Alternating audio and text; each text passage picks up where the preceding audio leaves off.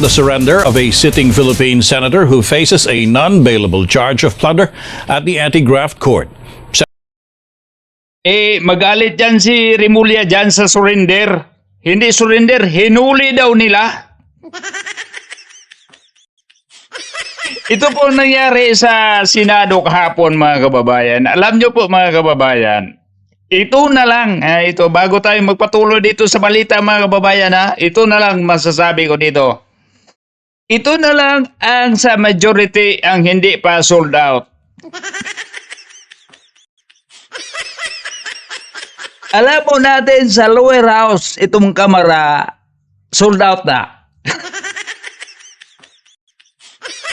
Tapos, itong 11 sa minority, sold out na rin.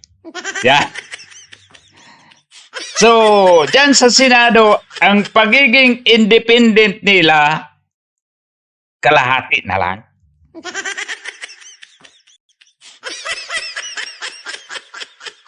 Kaya nga, si Senator Estrada, si Senator Bato, ay may mga kaso. At iba pa. Yun. At may narinig-rinig akong mga balita na sabi raw, may isa doon na lalaking mambabatas na galing dyan sa Malacanang at umiiyak.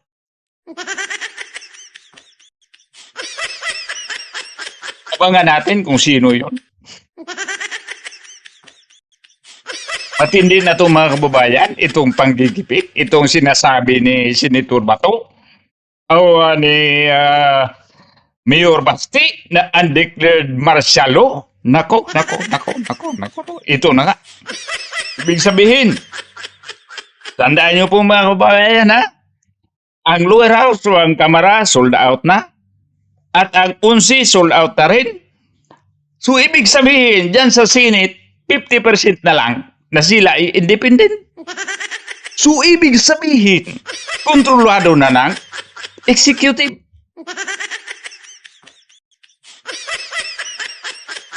Halimbawa, mabaliktad ito. Mapunta na lahat ngayon sa minority at ang minority magiging majority. Naku po. Jackpot. Dalawang kapulungan sa listatura. Sold out. Naku.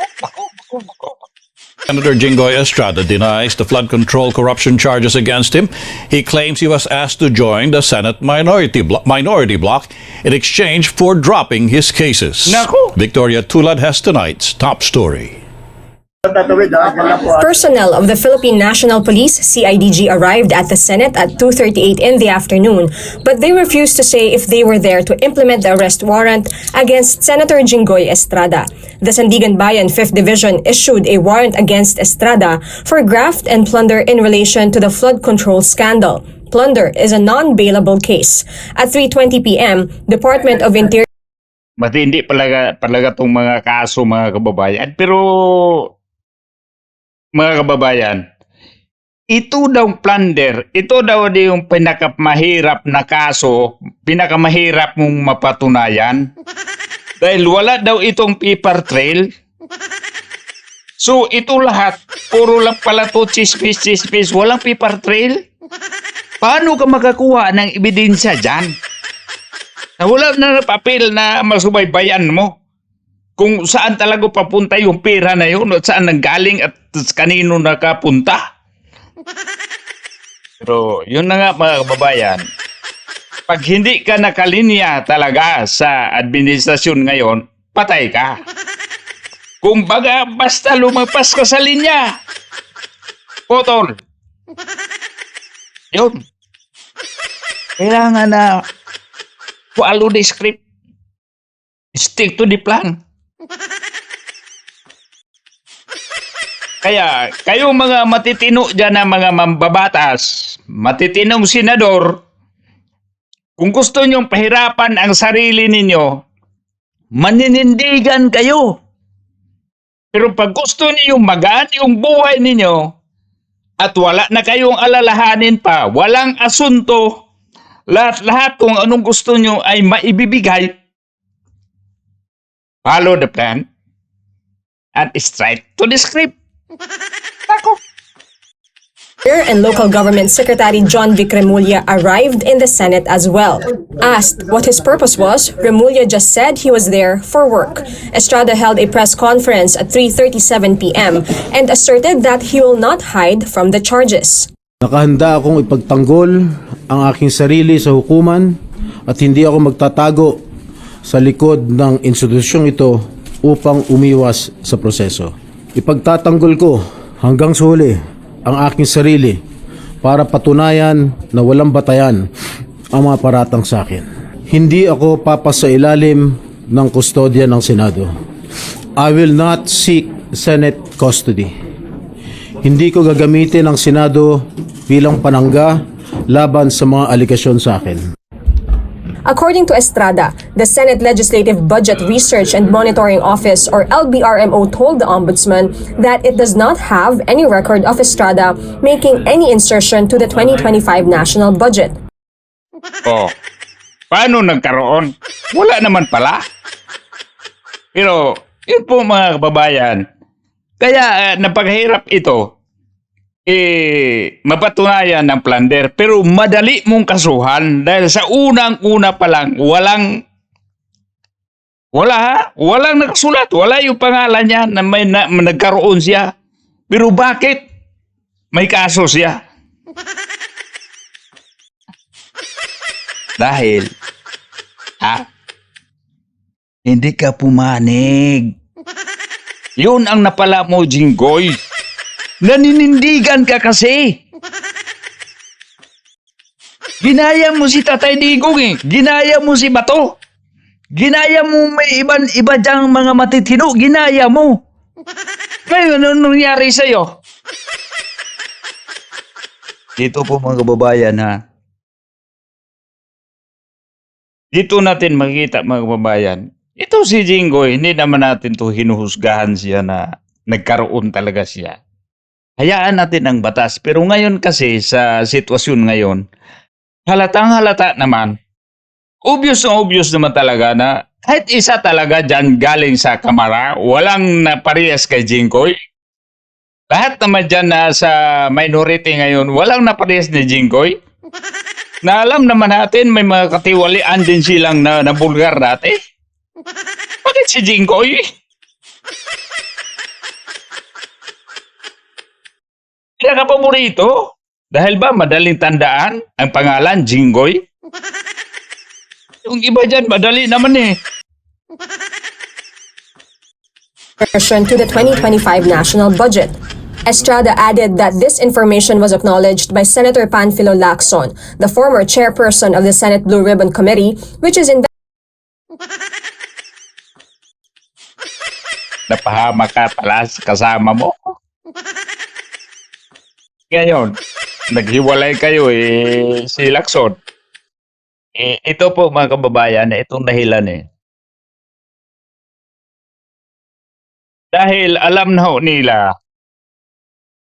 na itong pagkikreate ng bagong mayoriya ay mapapunta na marise again yung investigasyon sa flood control. Kaya, nagbakasakali sila na sa pamamagitan nito magkagulo ay hindi matuloy.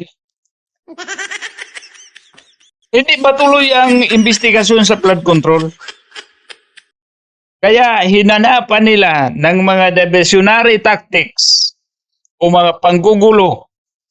Kumbaga sa laro ng chess. Hindi mo tinignan yung mga pawn, yung pinakamababa.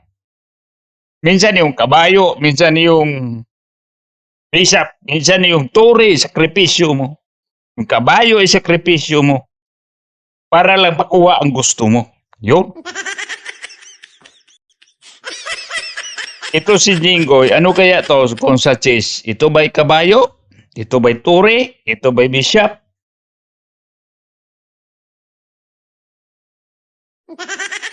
Hindi natin alam. investigating the flood control scam. How can the Office of the Ombudsman file a plunder case against me when I am not even alleged to be part of? Tama naman.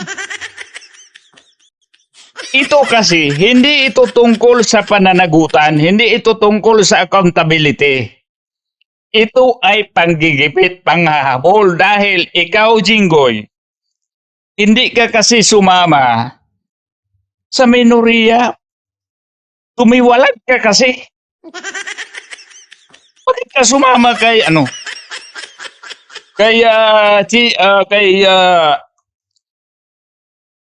Senator Alan Cayetano? Dito po dati mga kababayan makikita. Susukatin natin dito. Ito Senator Jinggoy Estrada. Kung hanggang saan, hanggang sa dulo pa niya, ipaglaban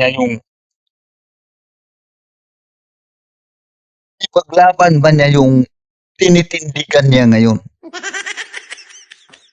Baka makalipas lang ng 2 linggo, bumaliktad ito. At mapawalang bisa yung sinasampang kaso sa kanya. At nang siya bumalik na sa Senado, bigla na lang bumaliktad sa minorya.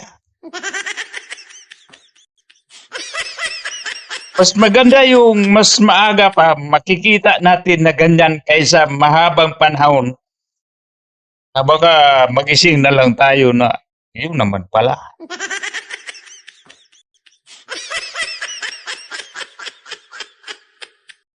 Ito po mga kababayan, tanong natin sa sarili natin.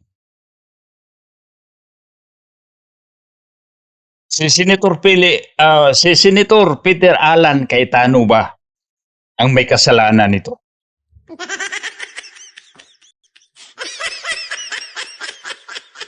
Sino bang maituro natin dito na may kasalanan ito sa pangyayari dyan sa Senado? Itong 24 piraso ng mga senador, lahat sila ay pinili ng mga tao. Dahil sa umpisa pa lang sila ay nangako na sa atin sila ay magserbisyo. Yun. Tinuring tayo nilang mga amo. Pero ngayon, sino ang mga amo nila? Pero dito sa kaguluhan ito, ginamit pa nila ang sambayanang Pilipino. Ginamit pa ang mga tao.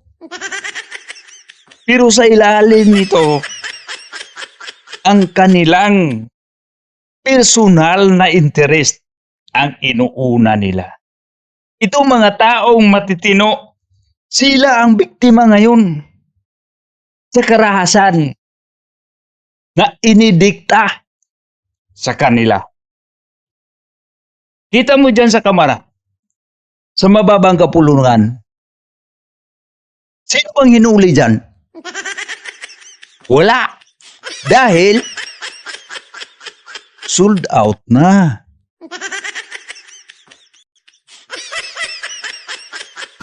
Or the mastermind of the supposed scheme. Wala po akong kinalaman dyan. Estrada also revealed that he was approached several times to leave the majority bloc. Ngayon ko lang po isa sa publiko ito. Maraming beses po ako inalok na talikuran ang independent majority bloc kapalit ang pagbabasura sa aking kaso. Yun! Bakit di mo pinapalit? Bakit, sir? Bakit ka ninindigan?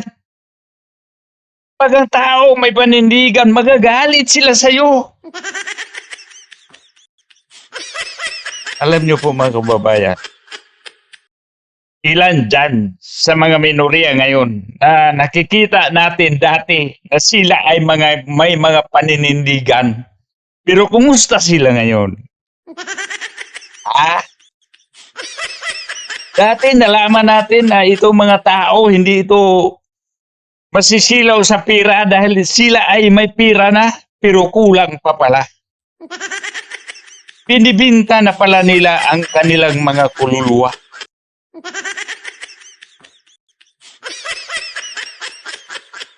O mga kababayan, kikita natin.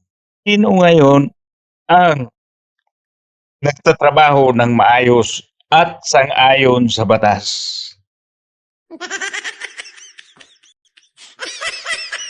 Ilan yung mga taong may mga asunto ngayon? Tingnan mo yung mga taong hindi mo alam kung anong ginagawa nila. In a safe place. Yun. So, mas bintaha dito itong mga balimbing. Yun, marami dyan. Pero pag may paninindigan ka, delikado ka sa panahon ngayon. Yun. Ngunit, hindi ko po ito tinanggap.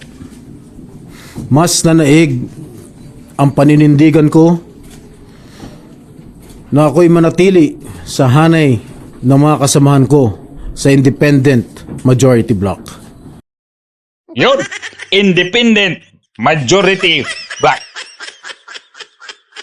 Yung minority, sold out.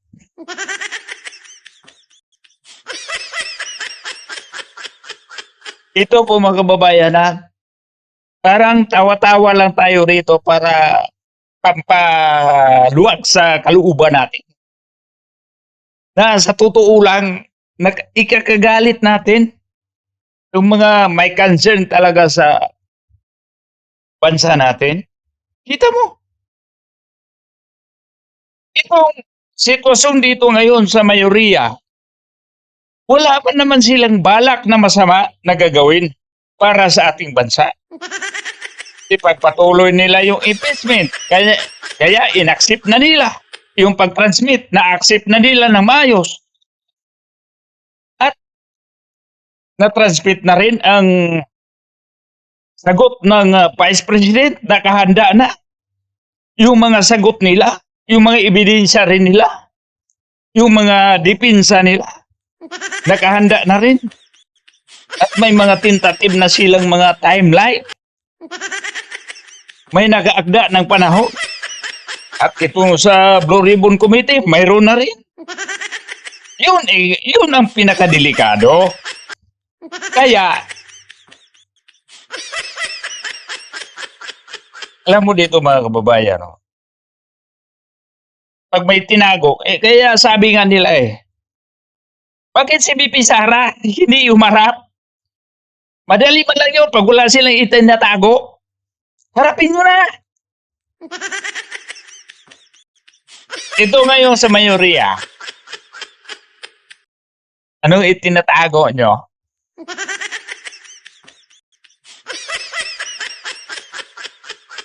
Ito pinipilit ka ni Lacson na papirmahan yung partial report. Mag-report ka na ng partial, hindi pa tapos. Hindi mo tinapos. Tapos papirmahan mo yung mga kasama mo dyan. Yun ang kinakatakot nila. Dahil sa investigasyon nila, sold out na rin. Hanggang dito lang huwag mo ilampas dyan. Kailangan, pagdating dito sa taong sinong na-involve dito tao, malulusaw na dyan. Hanggang dyan lang. Kaya sold out na. Kaya ito na lang, ang majority, ang independent. Ang mayoriya, sold out na. I stand my ground. Ngayon kung tatanungin niyo kung sino sila, abangan ninyo ang susunod na kabanata. I stand... Nako, mayroon pa pala. Senator Jinggoy, nako, baka sabihin mo na. Baka maunahan ka pa. Yung tulad ng sinasabi ni BP Inday ba? Pag halimbawa ito mangyari sa akin, ito ang bla bla bla bla bla. May pagbibilinan ka ng tao. Mag-record ka ba ng video? At sasabihin mo, sinong mga tao, yung detalye. Tapos ihibailin mo dun sa mga kasamahan mo dyan. Halimbawa, kung anong mangyari sa akin, kung baka sa loob ng kulungan, hindi naman ito mangyari ha, at hakihid tayo. Hindi na tayo makapagsalita. Oh.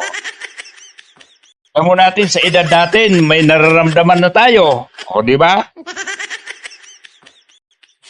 Kung may medic man dyan sa loob, hindi na yun kagaling yung baka sasadyain na, hayaan mo yung atakihin yung tao dyan. Dahan-dahanin, huwag nyo bilisan para pagdating nyo doon tapos na. Kaya mag-iwan ka na ng ano.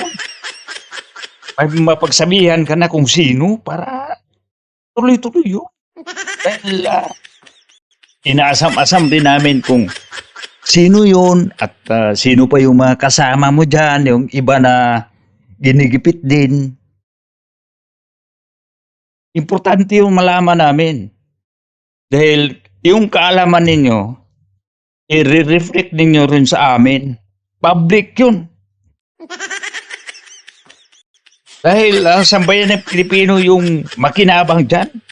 My ground, because what is at stake here goes far beyond my personal circumstances. What is at stake here is the independence of the Senate. Estrada will remain in the Pero independence sana. Pero dyan lang sa majority ngayon. Itong sa may minoriya, hindi natin sold out na kasi. Sold out na kasi. Itong si Risa Hontiveros, siya ang nagdeklarar na siya ang oposisyon. Pero may narinig ba tayo sa ginawa sa administrasyon na may puna siya? Wala naman, di ba? So, ibig sabihin, sang-ayon siya? Hindi ako maniwala. Or nabili siya? Pwede. Yun. majority bloc under Senate President Alan Peter Cayetano and said he will not give in to threats and political maneuvering. He emphasized that the Senate should never become vulnerable to external pressure and must remain free from political coercion, undue influence, and any scheme designed to weaken its constitutional role. Estrada also gave instructions to his staff. I am giving instructions to the Senate Secretary to put on hold my salary. Yun. Ito ba? Delikadisa ba? Pagpapakita. Ito naman talaga. Ito mga tao dito, mga mambabatas dito, kahit hindi to sila sumasahod, mabubuhay na to dahil alam mo natin, stabilize na yung pamilya nila sa financial status nila. May mga pira na yun, may mga naiipon na rin yun, di ba? Pero sa ganitong pagkakataon mga kababayan, alam mo natin, mas magastos ito. Pero mo, noong nakarang araw, kakapiyansa pa lang niya yung isang kaso niya. Tapos ngayon,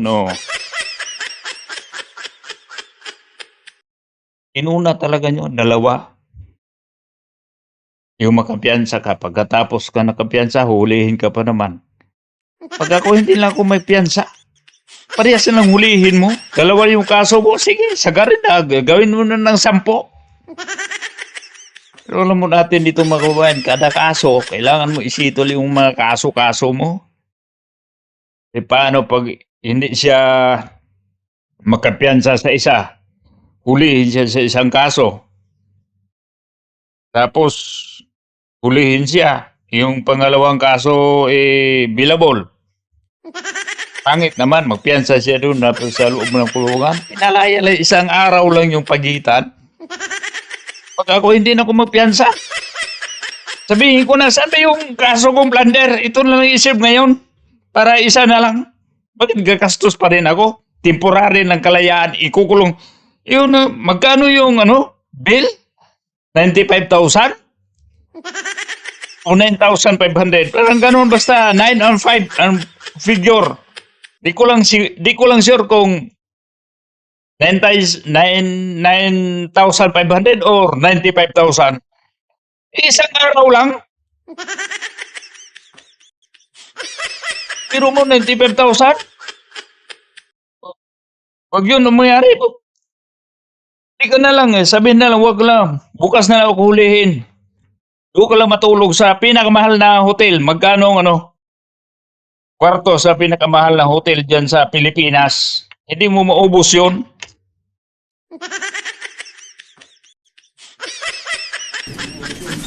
Personal kong pasya ito upang ipakita sa sambayan ng Pilipino Yun. na wala akong intensyon makinabang sa pondo ng bayan habang nililinis ko ang aking pangalan. Also in the press conference were Senate President Cayetano, Senators Amy Pero dito mga kababayan hindi naman to siguro pag walang pinagbasihan itong nagsampa ng kaso laban sa kanya. Bubo naman siguro yung mga tao. May mga dumadawit lang siguro sa kanya pero hindi naman siguro sa ganong paraan. Dito po kasi mga kaibigan, itong mga makipagkaibigan ka dahil ikaw ay politiko, napakadelikado. Dahil pag ikaw ay politiko, hindi mo alam kung sino talaga ang kriminal at ang matitinong tao. Dahil lahat ng sila ay nakangiti nung ikaw ay kaharap.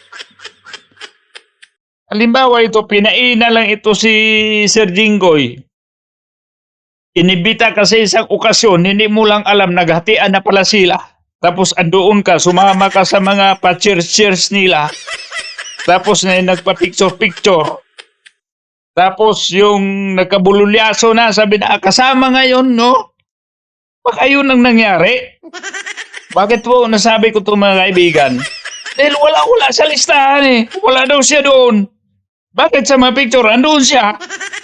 Yung pinakita ni yung dati sa Luribon,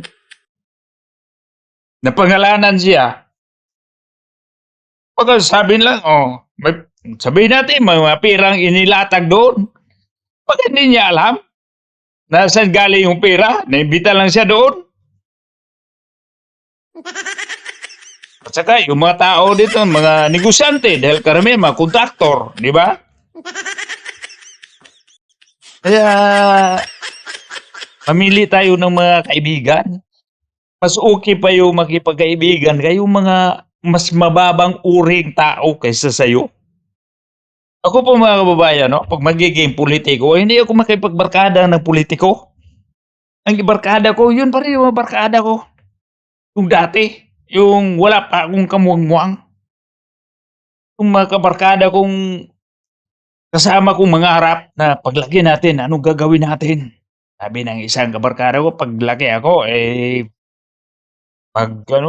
gagawa ako ng malaking bangka. Araw-araw ko mangingisda. Yun.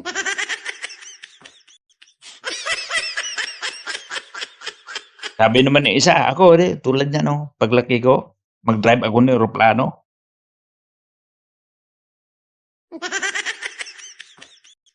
Yun. Kaya hirap mga kababayan.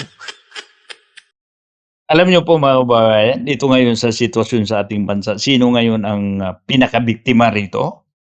Hindi sila.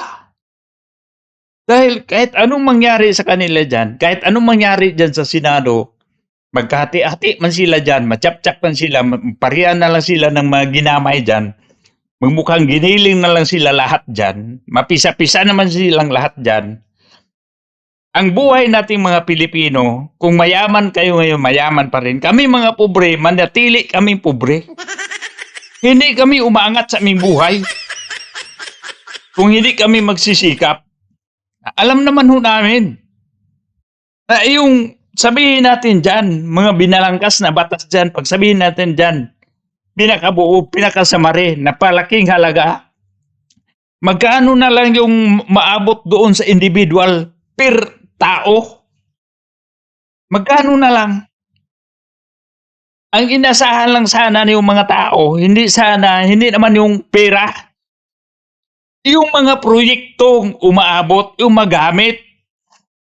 Halimbawa, daan, maayos na transportasyon, maayos na komunikasyon, maayos na mga serbisyo sa mga government offices.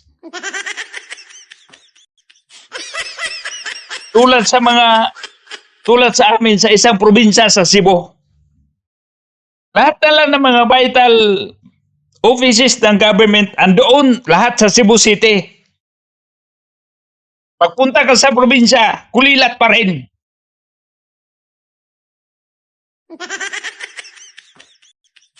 Kahit na-implement na yung internet, virtual, kulilat pa rin.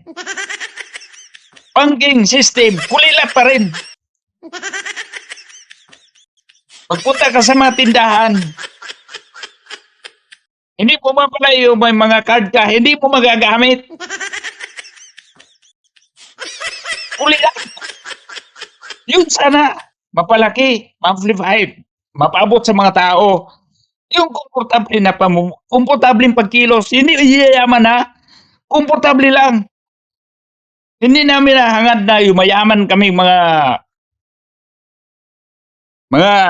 mababang uri ng tao. Hindi namin yung hangad. Ang sa amin lang, nahirapan pa ba kami maghanap ng pirang pambili. Pag makakita naman kami pabili, mahirapan naman kami. Saan kami bumili? Yung sasakyan, di maayos. Traffic. Alam niyo po mga kababayan, pag umuwi ako sa amin sa probinsya, ako po, pag pumunta ako sa amin ng capital city, sa Cebu City, para sa akin napakalaking kalbaryo. 85 kilometers na, 85 kilometers lang yung layo. Tapos bibiyahe ka ng 4 na oras.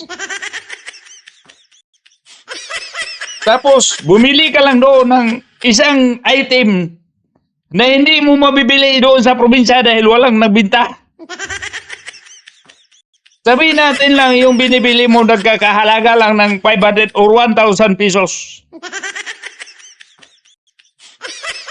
Namiliti ka, namasahe ka, magkanong halaga? Nasa 500, balikan. Tapos isagway, 4 na oras. Pagbalik mo, 4 na oras. Sunog na isang buong araw mo. Komportableng buhay ba yun? Kaya dito natin makita mga kababayan ha, sa ginagawa itong nasa Senado, hindi natin sisisihin sila dito dahil sila ang mayoriya. Bakit itong nasa minoriya? Pilit nilang hihilahin itong mayoriya para magmukhang masama. Para ang lumalabas, sila ang mas magaling kaysa mayoriya ngayon. Ito ba ang mga senador na sold out na ay mga utak talangka? Marcos, Rodante Marcoleta, Mark Villar, and Camille Villar. Estrada left the Senate before 4 p.m. with Senate President Cayetano accompanying him in a vehicle. Secretary Remulla joined the convoy of Estrada going to Camp Crame. This is the Senate of the Philippines. It's never been done. It's never been done. You can arrest him right now. Sir! You can arrest him. This is the Senate. Kita mo to ha. Dito mga kababayan, nakikiusap lang dito sa Cayetano na huwag hulihin dito. Pwede naman sa labas na itong hulihin. Pwede tayo maglakad. 5 minutes lang. Doon natin pusasan doon. Pero ginawa dito ni Remulla, Sir! Sir! Sir!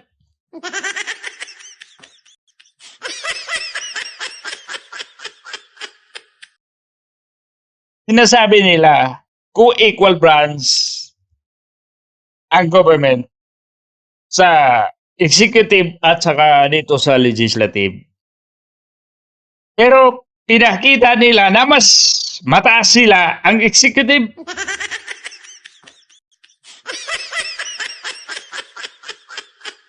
Dito si Cayetano kahit anong mahinahong pakiusap, ini-explain kung ano dapat. Hindi naman nila sinasabing ayaw namang ipahuli si Estrada. Pinakiusapan lang huwag dito lang sa labas. Pero anong paliwanag dito ni Junbek? Wala na yung pribilehiyo na yun na hinihingi mo. Dahil tinapos yun na ng panahon ni Bato. Dahil pinatakas nyo na. Kita mo yung ano argumento dito? Pinatakas daw. Paano magkatakas? Wala namang huli na nangyari. Ikaw pa nagsabi, walang huli. Ibig sabihin, walang ganitin dyan. Bakit sinasabi mong nakatakas? Sinabi mo ba? Naikulong dito si Bato sa Senado. Tapos, nadeklarar ba nga si Bato ay kinulong na sa Senado? Kaya nasabi mong nakatakas.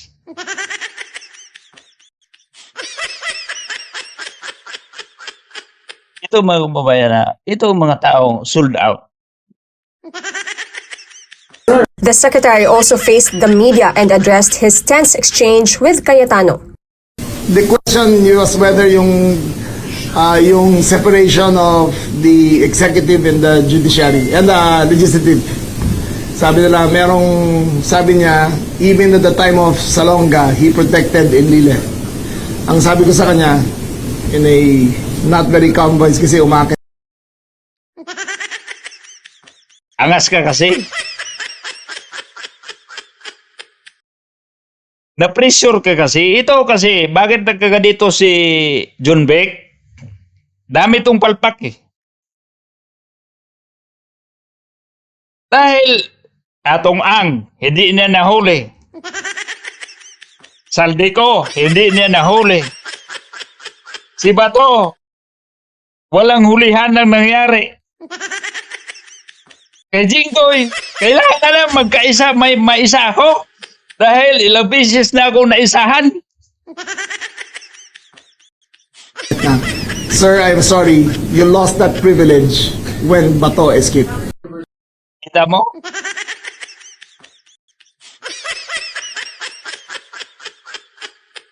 Naka-eskapo si Bato.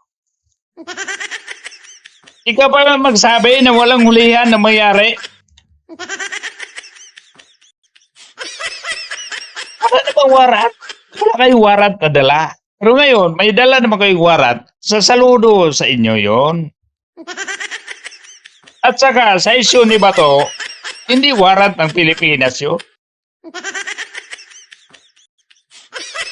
Nawala na yung pagka-Pilipino ninyo dyan. Pagkaluno nyo yung kababayan nyo sa ibang bansa. Diba? Ganito tayo ka-traidor sa sarili nating dugo. Sarili nating dugo, kaya nating sisip-sipin. Nangyari sa atin, para na tayong asong ulol, hinahabol-habol natin ang sarili nating buntot at kinakagat. Meanwhile, Malacanang denied Estrada's allegations that the charges against him were politically motivated to force him to withdraw from the majority bloc. So paano pong magkakaroon ng pamumulitika ang ehekutibo kung ito'y dumadaan sa tamang proseso at Dipinsa ate. Dipinsa. tamang pag-iimbestiga? Tandaan po natin, ang Ombudsman po, ang Office of the Ombudsman ay hindi po hawak ng Pangulo. Hindi hinawakan.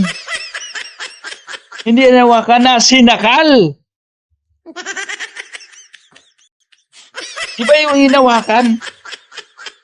Sakal ng Pangulo ang Ombudsman. Alam mo ba, Claire? Yung Ombudsman, hindi siya karapat-dapat na andyan dahil siya ay politiko.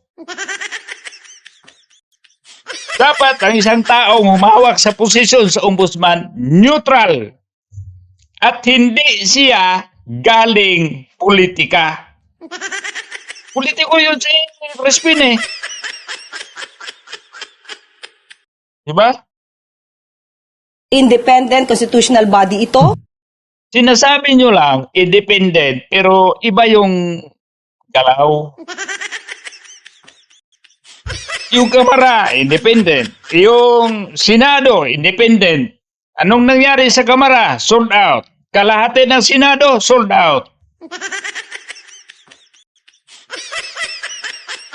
Kaya nasisira ngayon ang kalahati dahil sa kalahati na sold out. Despite his claims, Castro praised Estrada for surrendering, unlike Senator Ronald De La Rosa, who is currently hiding from a warrant of arrest from the International Criminal Court. Natural. Dadalhin ka agad? Saan ka ba? Dadalhin ka lang doon. Sabihin ka na lang, sumama ka ba to? Sa sisi ka na magpaliwanag. Ganon? Mali yun. Yung pagdala kay Tatay Digong, mali na yun. Tama na yun. Alam mo namin yun, mga mamamayang, simpleng mamamayang Pilipino. Alam namin yun na may mali doon. Kaya ayaw na namin na maulit pa yon ang mali na ginawa ninyo. Dahil ayaw mo namin sa bandang huli, pagkatapos ng 10 minuto ninyo, ay ito ay inyong pagsisisihan. Isa lang yung pagsisisihan ninyo, yung kay Tatay Digong lang, huwag na isali kay Bato. Dahil itong pag-iskapor ngayon ni Bato, tinulungan pa kayo na hindi kayo magka-problema sa bandang huli. Meantime, Estrada's 4 other co-accused, including former Public Works Secretary Manuel Bonoan, have surrendered. Bonoan, however, was placed under hospital arrest after his blood pressure shot up. Hospital arrest, but he has not been indicted. It was our decision kasi nga imminent na yung stroke niya at 192. So it was our decision na dalhin muna siya ron bago siya i-transport papunta ng Sandigan. Senator Estrada will be detained at the new Quezon City Jail in Barangay Payatas. Ayun, hanggang dito lang po mga kababayan. Ito po si Ridibay hanggang sa susunod nating upload ng video. At salamat sa inyong panonood at mabuhay ang Pilipinas.